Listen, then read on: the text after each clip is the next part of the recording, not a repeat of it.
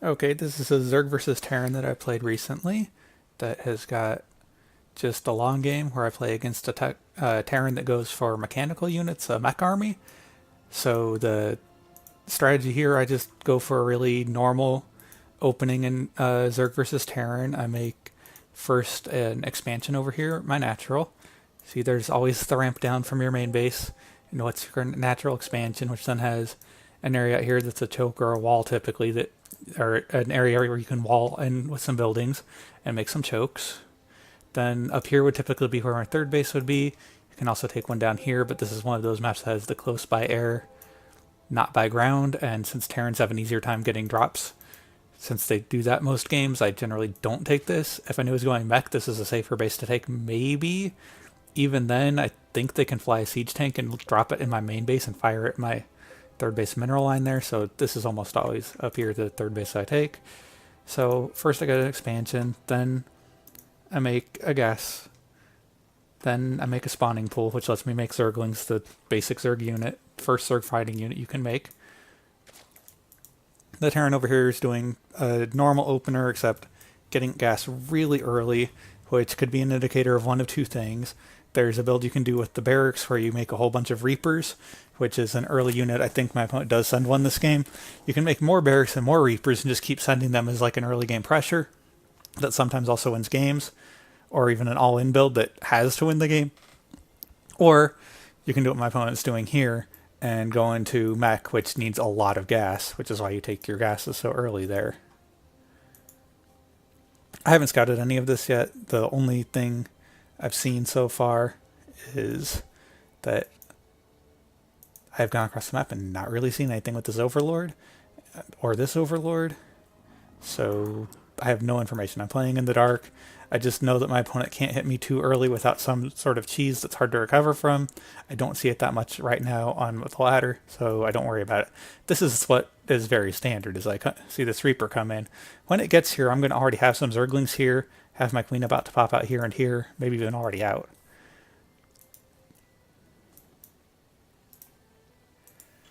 So my opponent does immediately start a factory. It starts a reactor here, which lets you double produce out of whichever, it's an attachment that you can attach to your different Terran buildings. These all float, so you can swap them around. This lets you double produce in whichever building you have. It doesn't produce high-tech units, only the basic tier units for that building, but that one building produces two at a time, where normally you have to have one building for each unit you wish to produce as Protoss or Terran. Since my opponent's Terran, that's important. For a Zerg, you can produce from your hatcheries any unit once you have one building of the appropriate type. So I have a spawning pool that lets you make Zerglings. All my hatcheries can now produce Zerglings with the larvae that spawn here. The queens have that inject ability that you see right now popping off that lets the hatchery produce extra larvae beyond what it would normally make. And then if I come back here in a second, yeah, there we go. She injects again. And then in a few seconds, 20 seconds I believe it is, those will pop off. I made an extra queen here for good defense, also to start spreading creep. This creep you see on the ground lets you place Zerg buildings on it. Opponent's buildings cannot be built on this. It also gives all Zerg ground units a movement speed bonus. So if we look at this Zerg's speed, you can see that it's 6.58 because it's on creep. You can see it's getting almost 2 additional movement speed from being on creep. It also has the Zergling speed upgrade, which also makes them much, much faster. That's almost always the first upgrade you get as Zerg. I'm making a Baneling nest here to try to stay safe if my opponent does any sort of follow-ups. It's just a good general safety tool. Lets you turn your Zerglings into Banelings, which are units that when they die do area of effect damage to all units around them. Sorry, all enemy units around them. They do not friendly fire. Just got some more Overlords hanging out in my main base so they don't die. I've got a few on the map trying to see if my opponent's got things leaving their base. I think that one just saw that Hellion run by. If you ever see more than a few Hellions, it means your opponent is going for mech. There are biological styles that make a few Hellions at the start, but this is about the maximum number you ever see, 4, maybe sometimes 6. So I'm just defending this with my queens. Zerglings get really roasted by these guys, but they can surround them with speed, so it's not that bad. Banelings absolutely crush them, though. They get on top of them and explode real easily if they're on creep. think the Hellions are about to drive right into that now. Oh, tell me I transfuse this low health queen. I think I whiff it, because I remember this game. I think I didn't have enough energy. Oh no, this queen has enough energy. Come on. Nope. I just totally whiff it. Don't even do it. So I could transfuse this queen and give her a bunch of health back with the one that has more energy here, but for whatever reason I don't. I guess I'm just busy doing other stuff, base management, creep spread, whatever. So I am at least spreading creep to ensure that I have better vision as the units come my way, because what I can see right now is around these overlords where I've got creep. I set my army up here to make sure there's not a unit hiding at this base so I can safely take it with my drone. And then I go back over here to defend the ramp since I've seen that's where my opponent is. So I've seen now my opponent has siege tanks. If you get on top of them with the Zerglings, they're not the biggest of deals. I correctly microed my Banelings there so they didn't all explode on the tank, which is great.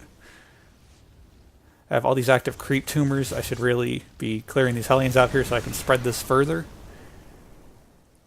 Need to spread some up this way and some down that way. Queen's up here at the front fighting that. Hope I've been making more units here. You can see I have production going out the top. I'm making a Hydralisk Den, which is the next level. It's a tier 2 unit, fires both air and ground. They're pretty glass cannon. They don't have a lot of hit points. They're actually kind of problematic against Hellions because Hellions deal bonus damage to light units, and Hydralisks, Zerglings, and Banelings are all light units.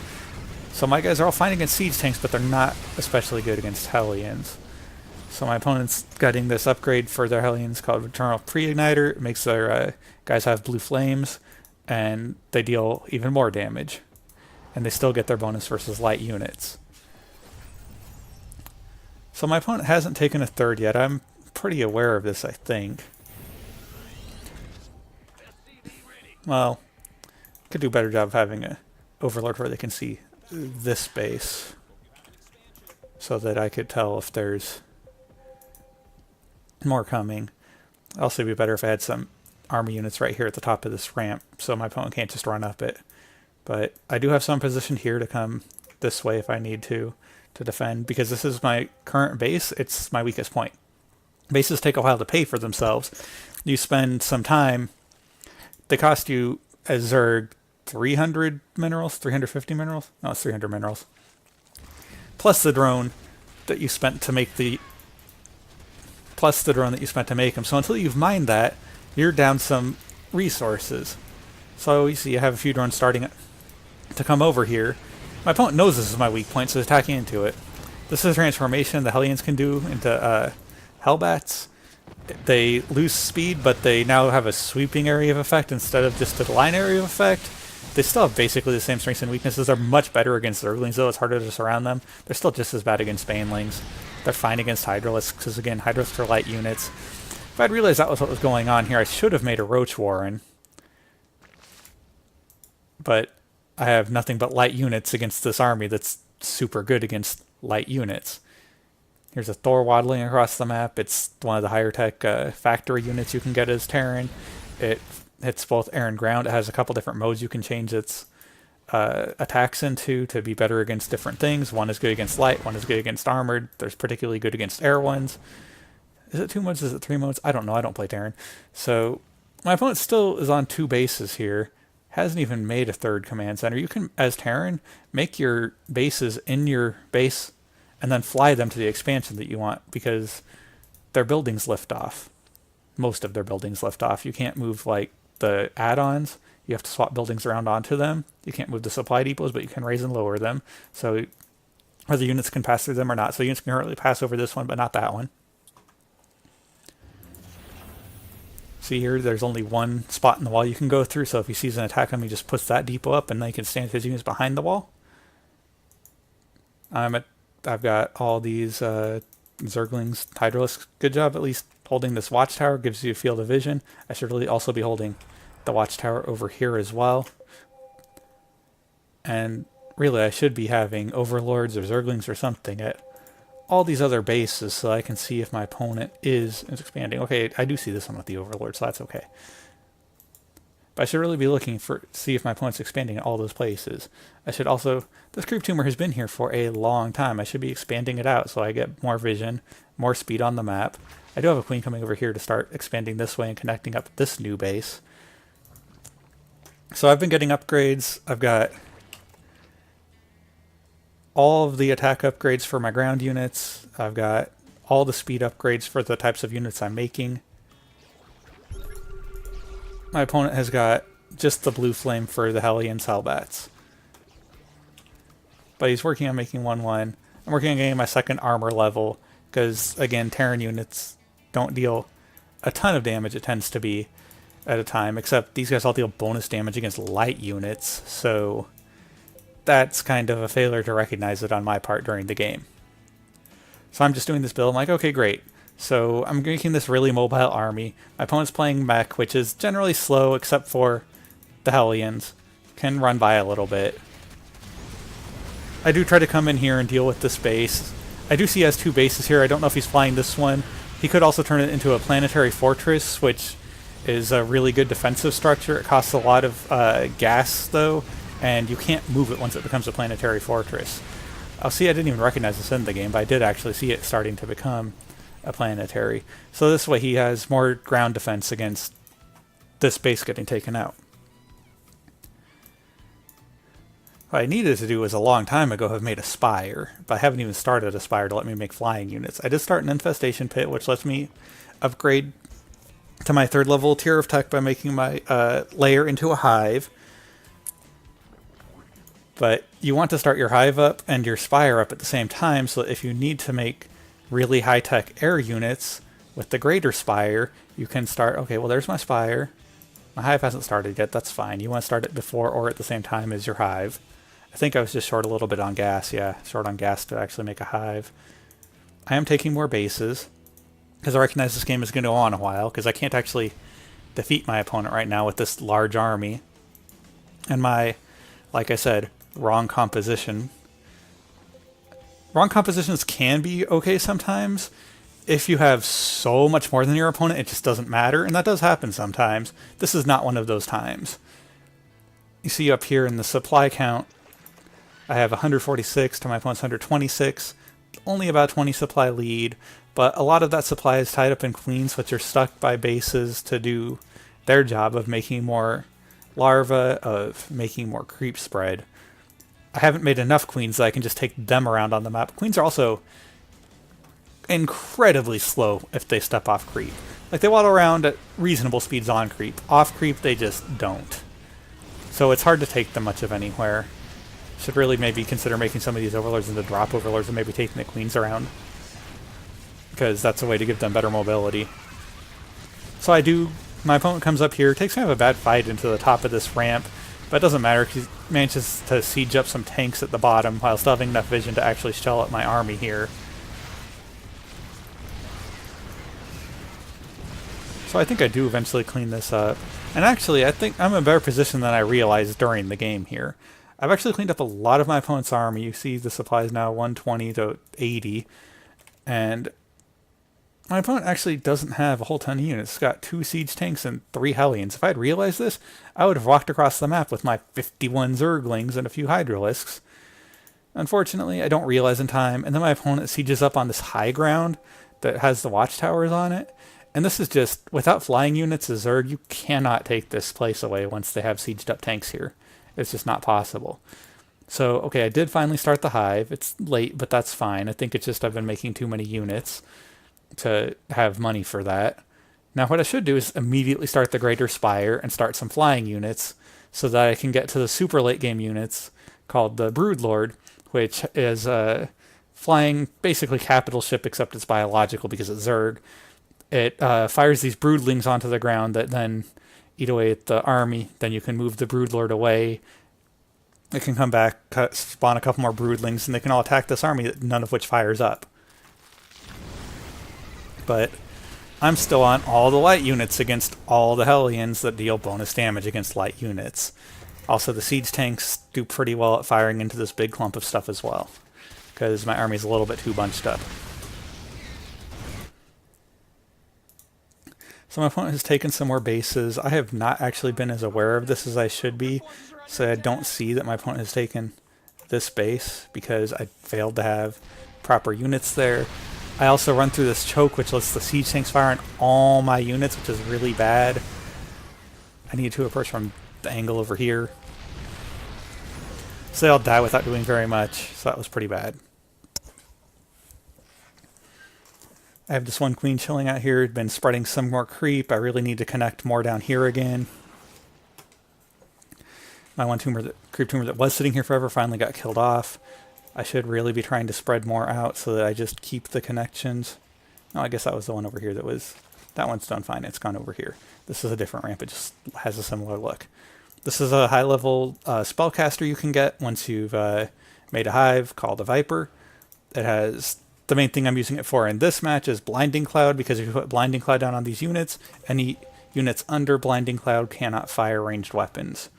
I believe the Hellions still can, because that's a area of effect attack, but the tanks can't, and that's the big damage dealer here if I try to get close. If I can get close enough to the Hellions, then the tanks are what's going to be a bigger issue. They also have an ability Abduct, which lets you pull a unit out of position, which is also very good against tanks. And then they have Parasitic Bomb, which is an anti-air thing, not going to be an issue this game. And they have Consume, which lets them drain my own buildings and units to get their energy to use their spells. So I do Blinding Cloud these tanks so they don't fire.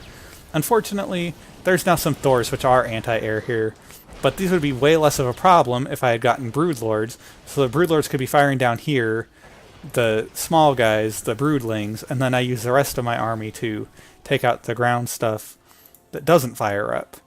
But I'm realizing all of this after the game. During the game, I'm just like, I'm going to make more Zerglings, I'm going to make more Hydralisks. I got too stuck in one-dimensional thinking, and that's where I ended up losing this game eventually. So it comes pushing up with now a big, scary army. I have all these wimpy little Zerglings, even though they have really good upgrades. They have, 2/2 upgrades, level 3 upgrades on the way. Got some Ultralisks coming in, which once you get an Ultralisk Cavern, they're the big endgame unit of the Zerg on the ground. They are not super good against this composition, actually, because a lot of this composition does bonus damage to armored stuff, which Ultralisks are. I think I do eventually clean this push up, and it's the next wave that actually gets me, but my opponent's taking out some of my bases that have more resources. Like, this base still has lots of its resources at it. This base still has lots of its resource at it. This base only had about half its resources left, it looks like there. Maybe a third of its resources. Gets all my drones here, and unfortunately the drones give away, oh hey, there's another base up here.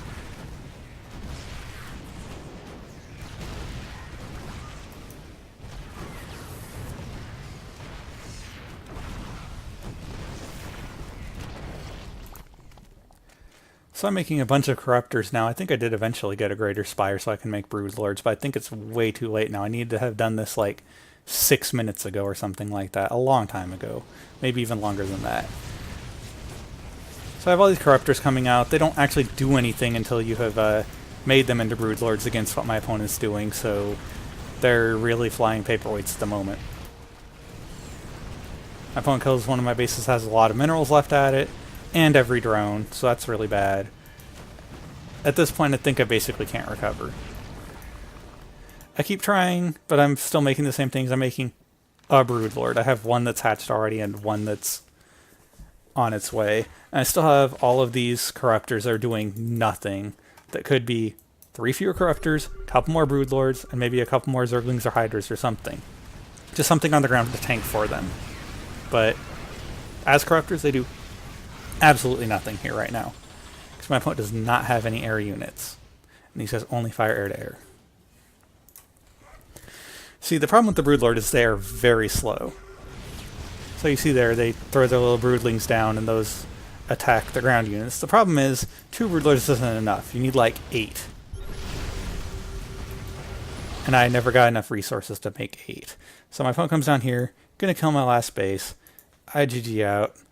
See that my opponent has gotten 1, 2, 3, 4, 5, 6 bases at the end of this game.